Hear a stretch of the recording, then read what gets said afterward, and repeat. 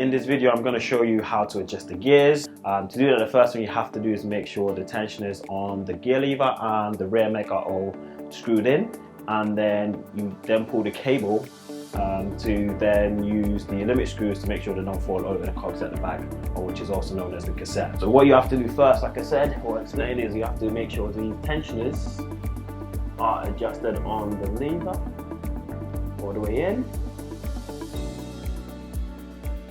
and all the way at the back as well. Once they're in nice and tight, you can then go ahead and use a 5mm Allen key to then undo the bolt on the rear mech. Pull the cable and tighten that up. Go clockwise, nice and tight. And then you can just go through the gears, make sure they all change nice and smoothly on every click, as it does here. And there we go.